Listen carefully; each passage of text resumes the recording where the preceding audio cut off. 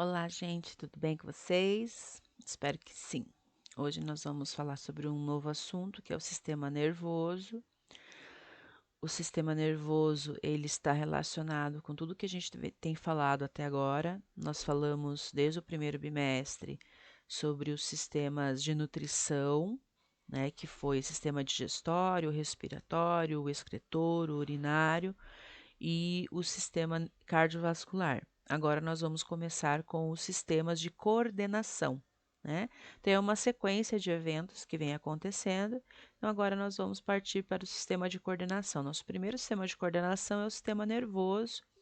Essa imagem que vocês estão vendo é do nosso sistema nervoso, tanto o central quanto o periférico, né? Então, são órgãos que normalmente a gente já ouviu falar em algum momento, né? Lá no quinto ano, você já deve ter ouvido falar sobre o sistema nervoso. Então, a gente vai começar falando sobre as funções do sistema, né? E os órgãos que fazem parte desse sistema. Então, o sistema nervoso, ele é o sistema que ele é responsável por organizar todo o nosso corpo. Então, nós dependemos desse sistema para que o nosso corpo tenha uma coordenação correta, para que ele funcione corretamente, depende então dos órgãos do sistema nervoso. Então, colocando aqui, o sistema nervoso é responsável pelo ajustamento do organismo ao ambiente. Sua função é perceber e identificar as condições do ambiente externo, bem como as condições reinantes dentro do nosso corpo e elaborar respostas que se adaptem a essas condições. Ou seja, o sistema nervoso ele vai captar todas as informações do ambiente, que são os estímulos externos, e ele vai preparar o nosso corpo para uma possível reação a esses estímulos. Então, se o dia está muito frio, o que o seu corpo precisa fazer? Precisa produzir calor, né? O seu corpo vai começar a tremer e essa tremura que acontece no músculo vai produzir calor. Ou então, por exemplo, o dia está muito quente. Se está muito quente, você precisa transpirar, precisa perder água para diminuir a temperatura. Ou se você leva um susto, você precisa produzir mais energia para reagir. Tudo isso é controlado então pelo sistema nervoso. O sistema nervoso, ele é dividido em dois grupos, o sistema nervoso central e o sistema nervoso periférico. O sistema nervoso central, ele é formado pelo encéfalo, né? E esse encéfalo, a medula que está no lugar errado, tá, gente? A medula deveria ficar aqui em cima, vocês me desculpem. Mas o sistema nervoso central ele é formado então, pelo encéfalo e pela medula, né? Então, o encéfalo ele é formado pelo cérebro, cerebelo e o tronco encefálico, né? Que é o mesencéfalo, a ponte e o bulbo. E a medula, então, faz parte, está dentro da nossa coluna vertebral, né? A nossa medula óssea está dentro da coluna vertebral. Então, não esqueçam que a medula não deve estar aqui embaixo, ela está aqui em cima. Foi um erro meu. O sistema nervoso periférico ele é formado pelos nervos, então são 12 pares de nervos cranianos, 31 pares de nervos raquidianos e as terminações nervosas. Então, o sistema nervoso central em uma pessoa adulta é mais ou menos, tem esse peso de 1,4 quilos, nem sempre é isso, mas é uma média, né? Ele está localizado dentro da caixa craniana, a caixa craniana é a parte óssea, né? Ele é dividido então em três partes: o cérebro, o cerebelo e o tronco encefálico. O cérebro é essa parte toda rosadinha aqui, o cerebelo é essa parte aqui embaixo, menorzinha, e o tronco encefálico, então, essa parte mais avermelhada. Então, o encéfalo, a parte do cérebro, é o cérebro que fica localizado a maior parte dos nossos neurônios, né, onde você consegue identificar todas as nossas informações. Então, é o cérebro que identifica todas as informações do nosso organismo, tanto estímulos externos quanto estímulos internos. Ele é dividido, então, em dois hemisférios, o direito e o esquerdo, né? E aí nós temos aqui essa parte mais externa, que é o córtex, e a parte mais interna, então, que é a substância branca, que é onde tem a maior quantidade de axônios, de neurônios, né, de dendritos e axônios, né? A maior parte dos neurônios está localizado nessa região. O nosso cérebro tem todas as funções sensoriais, né? Ele que vai interpretar todas as funções sensoriais dos 5 sentidos, mais a questão da memória e dos atos involuntários. O cérebro tem regiões que são muito importantes, por exemplo, a região do tálamo, que reorganiza os estímulos nervosos, está relacionado também com a percepção sensorial, e o hipotálamo, que é o que regula a parte de homeostase corporal. Homeostase é o equilíbrio interno, então é ele que vai fazer todo o equilíbrio interno das funções do nosso organismo. Então, só para vocês verem a localização, aqui está o cérebro, o tálamo é essa glândula bem pequenininha aqui, e o hipotálamo, essa parte amarelinha aqui também, que é bem pequenininho em relação ao nosso cérebro. O cerebelo, essa região que fica na parte posterior da nossa cabeça, fica atrás da nossa cabeça, né? Ele é responsável pelo equilíbrio do corpo. Você consegue andar em linha reta e ficar em pé por causa do cerebelo, né? Além disso, ele é responsável aí pelo tônus muscular, orientação espacial e coordenação dos movimentos.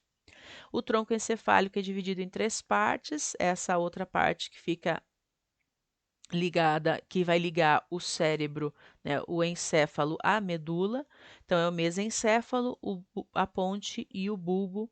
O mesencéfalo é responsável pela postura corporal e coordenação muscular. A ponte, manutenção da postura, equilíbrio do corpo, né, e tônus muscular. Ele é muito parecido com o cerebelo. E o bulbo é responsável pelas atividades involuntárias. São aquelas atividades que você faz sem você pensar. Os batimentos cardíacos, a respiração, a deglutição. É ele que vai controlar se você vai engolir um alimento ou se você não vai engolir o alimento. Logo abaixo, então, do bulbo, nós temos a medula espinhal. A medula espinhal ela fica localizada dentro da coluna, né? A coluna vertebral são ossos, são vértebras, né? Essa parte óssea, que vai proteger o que a gente tem dentro ali, que é a medula. Dessa medula, então, saem 31 pares de nervos que vão ligar o seu sistema nervoso central aos seus membros do corpo, tanto membros superiores quanto membros inferiores. A função da medula é a de receber informações do corpo e enviar até o cérebro, né? E as respostas do cérebro para o corpo também. E ele é responsável pelos reflexos medulares também, que são aquelas ações involuntárias, né, que não depende da nossa vontade para estar acontecendo. Então, o reflexo medular ou o ato reflexo é um reflexo muito rápido que não depende do nosso da nossa interpretação. Vocês já foram ao médico e o médico colocou você sentadinho em cima da mesa e bateu no seu joelho e o seu pé levantou sem a sua vontade? Eu acho que muitos de vocês já viram essa situação. Isso é um exemplo de ato reflexo. É quando a medula te dá uma resposta rápida sem o seu cérebro precisar interpretar, né? Isso pode acontecer em outras situações. Quando você pega algo muito quente na mão, a nossa primeira reação é soltar. A gente solta e faz, nossa, estava quente. Depois vem a interpretação. Então, a medula te dá a resposta rápida e depois o cérebro interpreta. É isso que a gente chama, então, de ato reflexo ou de reflexo medular, né? O sistema nervoso central ele é todo revestido por 3 membranas. Essas membranas são chamadas de meninges. Não sei se vocês já ouviram falar de meningite. A meningite é uma inflamação, uma infecção que acontece nessas membranas, né? Nós temos então as membranas, a dura mater, a aracnoide e a pia mater. São as 3 membranas então que revestem o sistema nervoso central e que protegem o sistema nervoso central. A função delas então é de proteção. O sistema nervoso periférico é formado por nervos, por gânglios nervosos e as terminações nervosas, né? Os nervos, eles são formados por axônios. Então, o axônio é a terminação nervosa maior do neurônio. Vários axônios juntos, então, vão dar origem aos nervos. E eles têm a função de levar as informações de um lugar para o outro, do seu corpo para o cérebro e do cérebro para o seu corpo. Então, ele vai fazer essa resposta, né? Os nervos, eles são divididos em 2 grupos, basicamente. Os nervos que são cranianos, que saem do encéfalo, e os raquidianos, que são os que saem, então, da medula. Eles podem levar ou trazer informações, né? Os gânglios nervosos também são aglomerados de corpos celulares, né, encontrados fora do sistema nervoso central. Então, esses corpos celulares são essas informações aqui, ó. Eles também têm a função de levar e trazer informações. As terminações nervosas, elas vão captar do ambiente os estímulos externos para levar até o sistema nervoso central. Então, por exemplo, na pele, olha só, eu tenho várias terminações nervosas. As terminações nervosas livres, elas são, por exemplo, eu dou um exemplo aqui, ela é responsável pela dor. Quando você corta o dedo, por exemplo, e sente dor, a responsável por isso são as terminações nervosas livres. Então, é quando você machuca essa terminação nervosa que você vai sentir a dor. Então, é um estímulo externo que vai causar um resultado no seu corpo, né?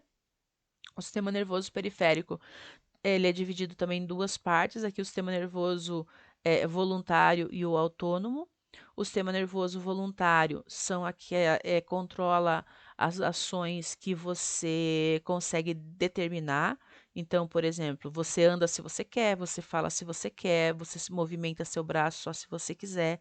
Então, são ações voluntárias. Já o autônomo, ele controla as ações involuntárias do nosso corpo. São aquelas ações que a gente não depende, o ritmo cardíaco, o ritmo da nossa respiração, os movimentos peristálticos do intestino, né? Então, são coisas que a gente não consegue controlar.